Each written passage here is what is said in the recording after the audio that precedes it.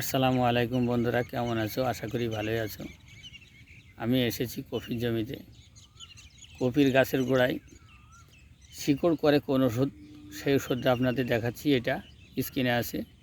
এটা গাছের গোড়ায় স্প্রে করলে শিকড় দ্রুত বাড়ে। দেখুন, আমি ওষুধটা দিয়ে দিয়েছি।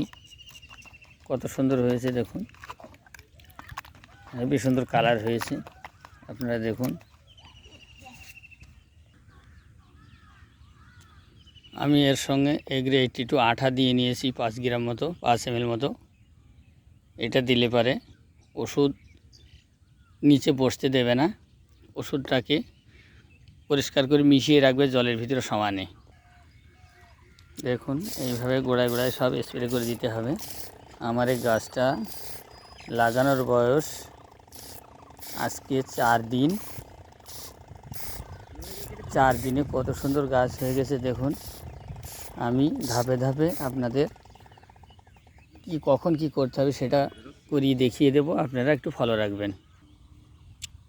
তো যারা আমার ভিডিওটা দেখছেন তারা লাইক, শেয়ার, কমেন্ট করবেন ফেসবুকে। আর যারা ইউটিউব চ্যানেলে দেখছেন তারা একটা সাবস্ক্রাইব করে দেবেন, আর বেল বাটনে একটা ক্লিক করে আমাকে সহযোগিতা করবেন। ধন্যবাদ।